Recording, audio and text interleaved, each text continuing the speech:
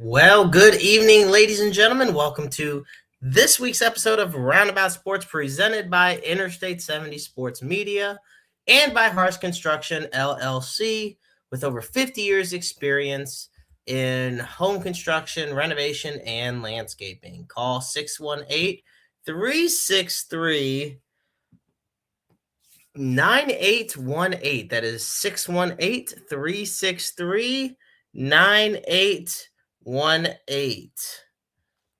That is Harsh Construction LLC, a proud partner of Interstate 70 Sports Media. Thank you so much for tuning in, ladies and gentlemen. It is actually a really nice Wednesday, December 17th, 2025. Happy Hanukkah to all of those who celebrate 1 week away, basically, from Christmas Eve. So we are almost there. It has been quite the week in the world of sports. And before I get into all of that, I want to say my usual co-host AB would be here, but unfortunately his internet decided to give him a lot of trouble, so he is not here this evening. With that said, there is still plenty to talk about, and just as always, folks, remember Roundabout Sports can be found on Spotify, iTunes, iHeartRadio, Pocket Cast, Amazon Music, and any and all other streaming platforms. And be sure to follow us on Facebook, X, and the official Interstate 70 Sports Media YouTube channel. With that, I think it's safe to say we should go on and talk about the first major news in sports, especially in our area here in the Missouri area. That is that it was kind of a double whammy for the Kansas City Chiefs. Not only did the Chiefs get eliminated from the playoff contention last week, but they also unfortunately lost star quarterback Patrick Mahomes to a torn ACL and LCL. And so with all of that said, I mean, Kansas City, they still had a chance. Last week, in week 14, they lost, and it affected their divisional chances, their chance at the divisional title. Well, the Chiefs have officially been eliminated following their loss Sunday to the Los Angeles Chargers, which snapped their streak of 10 straight playoff appearances, or playoff berths, I should say, which is the second longest streak in NFL history behind the New England Patriots. And it wasn't just the loss of the Chargers that was the eliminating factor for them. It was wins by the Bills, Jaguars, and Houston Texans, all of whom were ahead of the Chiefs in the playoff race, added in with the Chiefs' loss that eliminated them. Now, it's very unfamiliar territory because head coach Andy Reid has led the Chiefs to the playoffs in each of the last 10 seasons, and in 5 of the past 6 seasons, he's been to the Super Bowl. But this whole team has just been struggling to get any rhythm going, and a lot of that is the play of Patrick Mahomes. His 63% completion percentage is the lowest of his career as a starter, and his 22 touchdowns were also the lowest. But it was injuries all around and a beaten and battered offensive line, lack of a true running game. So it wasn't just Mahomes. Let me put that, out there. But yes, Patrick Mahomes tore his ACL and LCL in the fourth quarter of last week's game, and he will miss the remainder of the season. He's already had surgery, and the recovery time is expected to be around 9 months approximately. Now, according to the Chiefs, Mahomes underwent the procedure in Dallas with Dr. Dan Cooper, who is also the team physician for the Dallas Cowboys. With all of that, there's a lot. It's going to be a whole different playoff landscape without the Chiefs in the playoffs. They are third in the division right now, and it's not even necessarily close. They are 6-8. While they've only allowed 268 points.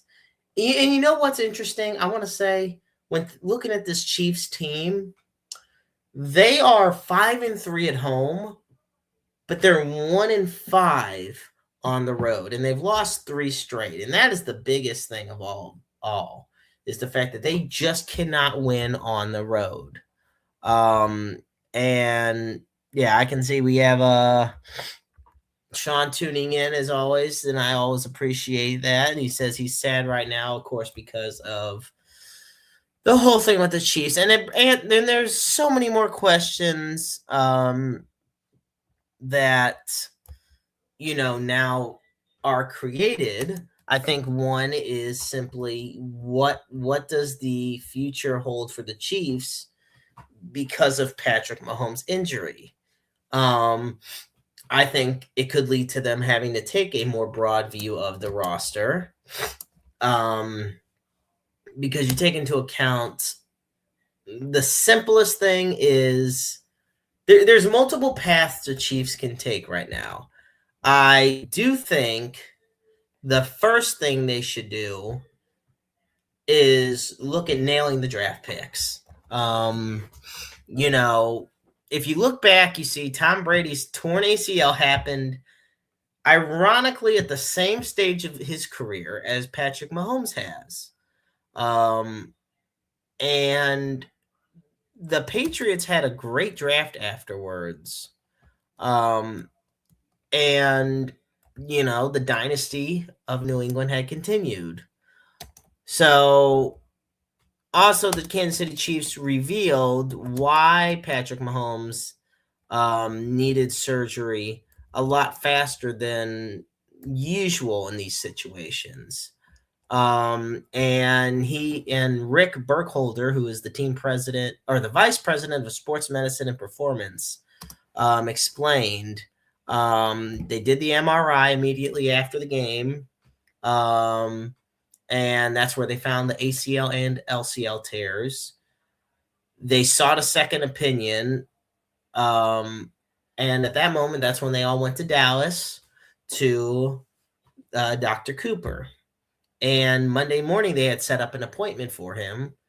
Monday afternoon, they operated on Monday afternoon, and then they operated on him Monday night.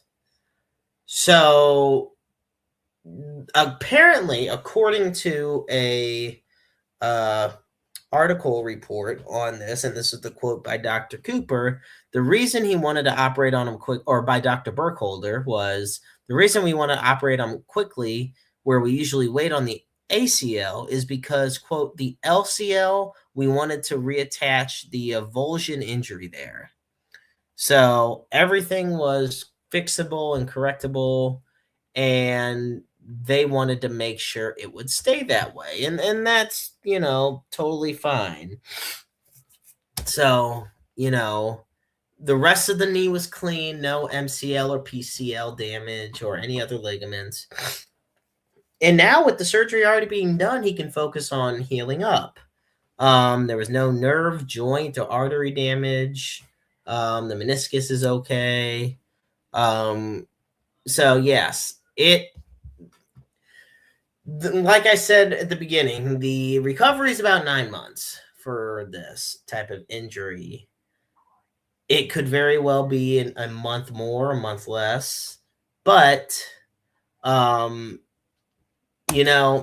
is a lot. I think Mahomes is in a great position when it comes to having the therapy and the rehabilitation that he needs with his injury.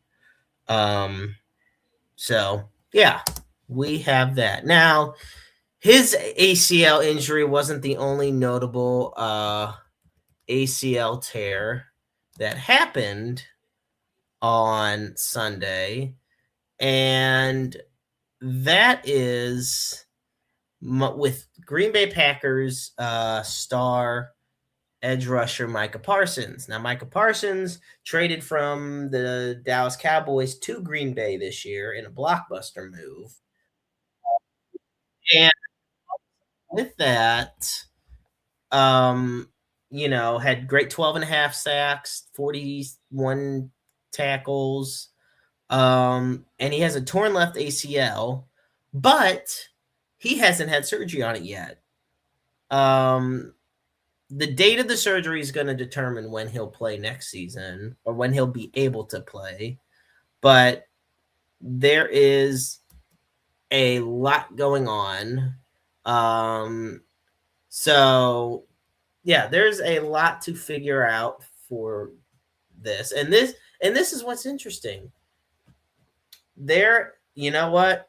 And I love it. And Sean says, quote, it was going to happen sooner rather than later. And while I don't know if he's referring to Mahomes or Micah Parsons, it has been a bad year for the Kansas City Chiefs. There's still 3 games left to play, and now you have to rock with Gardner Minshew as your QB1. And Gardner Minshew went in there at the end of that game and threw a game-sealing interception for the Chargers. And right now, Denver has, by all means, they are on a historic winning streak right now. Not only because right now, after beating the Packers on Sunday, the Denver Broncos are 12-2, and they've won 11 in a row. Which is interesting because the Patriots were on a 10-game winning streak before the Bills beat them this past week. But yeah, obviously, lo and behold, the longest winning streak in the NFL belongs to the Denver Broncos, who've won 11 straight. Whereas the team with the most losses in a row is the Las Vegas Raiders with an abysmal, very abysmal 8 losses in a row. I just had to throw that one out there. Now, to finish off our NFL talk, of course, comes my favorite segment of the show here on Roundabout Sports, and that is just how bad do the New York Jets suck? So that brings us to our lovely New York Jets. Well, the New York Jets lost again, and with their loss this week, they dropped to 3-11 on the season. But it wasn't just any loss; it was a bad loss, folks. We're at the point where Trevor Lawrence, the quarterback of the Jaguars, scored 6 touchdowns, 5 through the air, 1 on the ground, as the Jaguars blew out the Jets 48-20. How they even got 20, I don't know. One interesting thing of note, though, from that game against the Jaguars is the starting quarterback for the game, due to injuries and benchings and all kinds of Jets things, was former Mizzou quarterback Brady Cook. And Brady Cook went with 22 of 33, 176 yards, 1 touchdown, and 3 interceptions. Breece Hall led the Jets with 58 yards and a touchdown. But it was all Jacksonville pretty much in this game. Jacksonville pouring on double digits in every quarter except the fourth when they scored a touchdown still. But yeah, overall, folks, I'm telling you right now, it's not looking like it's going to get any better for the Jets either. Because at 3-11 right now, they're just fighting for draft position. Now we go to the Jets' upcoming schedule. They have the Saints, which is a winnable game, the Patriots, and the Bills. And honestly, I see them either going 1-2 or 0-3 in those games. So I see them finishing either 3-14 or 4-13. And with that, that is this week's lovely installment of Just How Bad Do the New York Jets Suck here on Roundabout Sports. And I will say, now we're going to shift gears now to Mizzou, of course, since, we're talking about Brady Cook. And we have some really interesting news for him, for Mizzou, and that is that, Ahmad Hardy, the star running back of Mizzou, was named the Sporting News All-American to the All-American team. Had a great 2025 season. And this year he finished with 1,560 rushing yards, 16 total touchdowns, first team All SEC. He had the 300-yard game against Mississippi State. And that was definitely the big one. And at one point, 3 weeks ago, he was actually the national rushing leader among all the college football teams. And on September 13th, he kicked off the year. Well, almost kicked off the year, but he had a great game against the Louisiana Raging Cajuns when he rushed for 250 yards on 22 carries and scored 3 touchdowns. Now, on top of that, a lot of people wondering, what's next. So far, Hardy has played 2 years for Mizzou in Louisiana and Monroe. He's had 478 carries for 2,911 yards and has scored 29 total touchdowns. So a lot of great things to see from the young running back. Hopefully, he remains a cornerstone piece for seasons to come here at Columbia. With that, folks, we're going to kind of transition now from the whole football talk to, and this was one thing I know AB would have loved to have talked about if he was on tonight. And I know when he's back, we're going to talk about it. And that is, of course, John Cena's farewell match. So last Saturday night's main event, and the main event obviously was Gunther versus John Cena, and it was John Cena's farewell match. And for the first time since 2004, John Cena tapped out. And a lot of people got mad. But here's the thing. I get it. First off, he wanted to go on first because he wanted everybody to be able to enjoy the show was more than just about John Cena. Saturday night's main event was basically John Cena's show, but by showcasing a lot of the younger talent that's the future of WWE.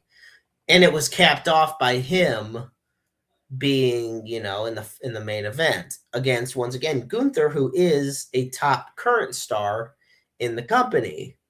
And I look at how that last match went. You could see a lot of ring rust. There was a lot of slow pacing, crowd pleaser filler, the 5 moves of doom. And I watched it and I still got emotional because I said to myself, damn, I've been watching John Cena since 2005. And just like that, I'm never going to see him wrestle again, And he had wrestled at least one match every year since 2002 when it was, in WWE. I saw him come back from all these major injuries over the years and everything. So it was, I know everyone's going to give it backlash. But the thing of it is, people were never going to be satisfied. The main event received a lot of praise, It was the fact that he tapped out, which is what polarized a lot of fans. And what's interesting was the creative head, Triple H, Paul Levesque, got booed by the crowd in attendance and by everybody on the post show when he made an appearance at the end. And what a lot of people don't realize is that in professional wrestling, there is, and I hate to sound like an old person here, but it's what's called the time-honored tradition. And a wrestler in his last match is typically supposed to lose. Excuse me. There has been a couple occasions where a wrestler has won their final match. And I don't mean final matches in it just happened to be their last match. I mean in the sense of this is the planned final match. And I look at Ric Flair versus Shawn Michaels at WrestleMania 24. Shawn Michaels beat Ric Flair, and Ric Flair retired, at least from WWE, until all that when he got to TNA and everything else. But that's a whole nother story. So I'm not mad at the fact John Cena tapped out. I mean, yeah, it's unconventional, but I will say it's weird to witness. I'm still kind of in disbelief. But hey, he's given his all to the business for all these decades, so I can't fault him. I enjoyed the show overall. I really thought that AJ Styles and Dragon Lee taking on Siobhan Evans and Leon Slater was a great match. We even had a champion versus champion match, and Cody Rhodes versus Oba Femi, which was a really good one. So I did enjoy that. So yeah.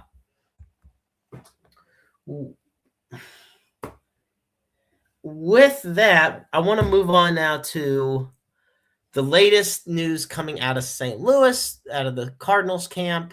That is this was a signing that happened a couple days ago, but it wasn't official until now. And that is that the St. Louis Cardinals, according to John Poe, have signed starting pitcher Dustin May to a 1-year contract worth $12.5 million.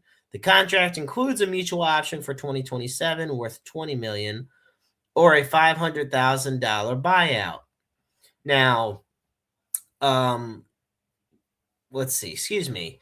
The 28-year-old starter was 7-11 with a 4.96 ERA in 23 starts, with 132 innings and 123 strikeouts between the Dodgers and the Red Sox last season. Now in 2020, May helped the Dodgers win the World Series for the first time in almost 30 years. And overall, in 6 seasons in Major League Baseball, he is 19-20 with a 3.86 ERA, 57 starts, 5 holds, 324 innings, 297 strikeouts, 113 walks, and a whip of 1.20.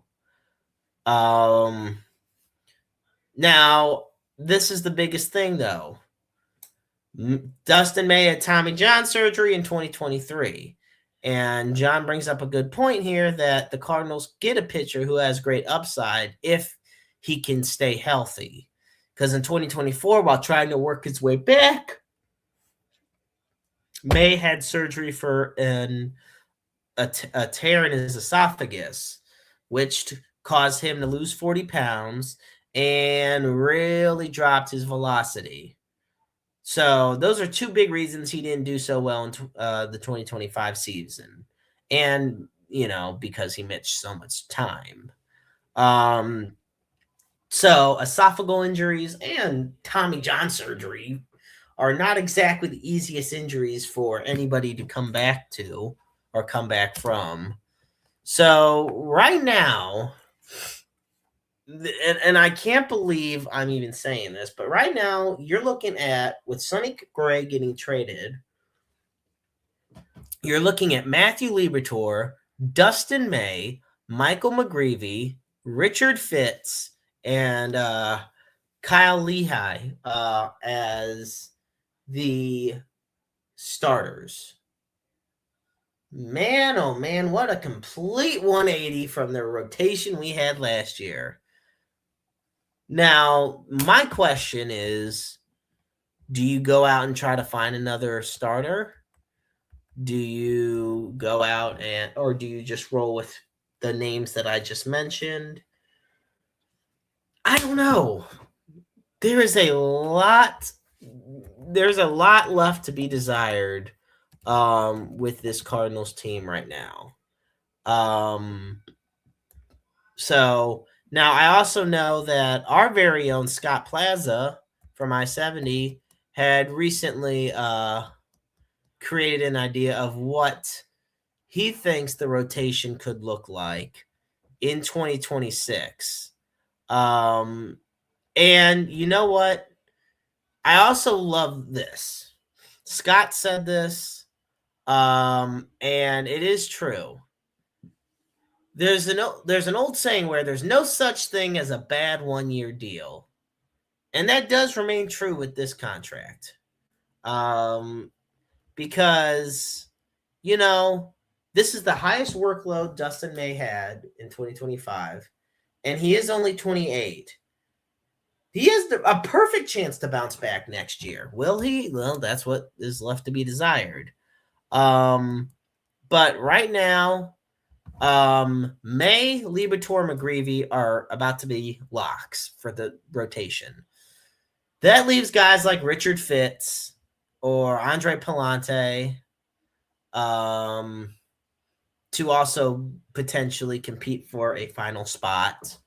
And that's going to be what Ollie is going to really be looking at over the next few months. So, yeah, I do think I look at where the Cardinals are at, and I don't think they're in a bad position per se because, with Chaim Bloom leading the way now for the Cardinals, he has tried to be more aggressive.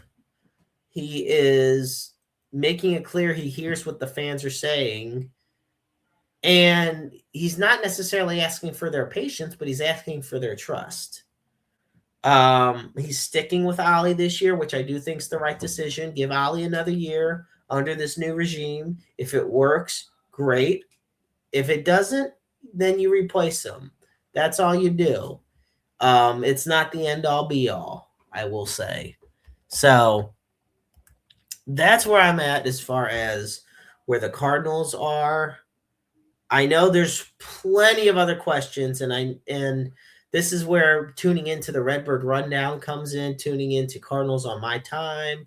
Like, tuning into our YouTube channel is so essential because with the trade rumors of Brendan Donovan, of Nolan Arenado, of Wilson Contreras, I mean, the Cardinals are not done making moves. It's not even 2026 yet. They are still going to be making I can see Brendan Donovan getting traded. For who, I don't know, but I see it happening. Now, with all that said, there is one interesting thing regarding Brendan Donovan getting traded. So, there are a lot of rumors that we've heard, and the Mariners and Giants are who've emerged as potential frontrunners in a trade for Brendan Donovan. The Cardinals, now you may ask yourself, who are the Cardinals wanting in return? Well, according to Katie Wu of The Athletic, she says they are looking very interested in multiple prospects. So they wouldn't be getting established stars. Don't expect a Brendan Donovan for Julio Rodriguez trade anytime soon, folks. I admire the optimism, but sometimes you also got to be realistic. Um, so we take a look at some of these latest trade rumors that are going on. Lazaro Montez is one with the Seattle Mariners. He's the number 3 prospect in the Mariners farm system, according to MLB Pipeline. Um, Gavin Klein or Gavin Gavin Keelan and southpaw pitcher Carson Wisenhunt are 2 names from the San Francisco organization that have come up. So there's a lot of interesting, names that are circulating from the minor leagues that the Cardinals could potentially trade for. Now, there is interesting because I do want to say there's a lot of big league potential for Brendan Donovan. It may not just be for prospects. Now, you look at the 4 main players that the Cardinals are expecting to trade. Jojo Romero, reliever, Nolan Arenado, Wilson Contreras, and Brendan Donovan. Now, Ken Rosenthal from The Athletic says all 4 of them are expected to be traded by the Cardinals. Now, I think it's true because I think out of all of them, Arenado is the most difficult to trade. The no trade clauses start to kick in. We already had a big issue with that last year. So, that's where we stand in that regard. Donovan, we already know Brendan Donovan's going to get traded. It's just a matter of when and where. The Cardinals are going to be busy, and there's a chance all 4 of the guys I named are going to be traded. We're going to be honest. Now,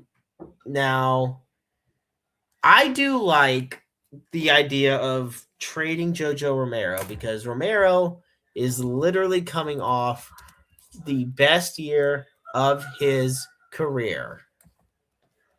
So, yeah, I do really enjoy that idea. So just give me 1 second while I pull up the latest on Jojo Romero's rumors from last year.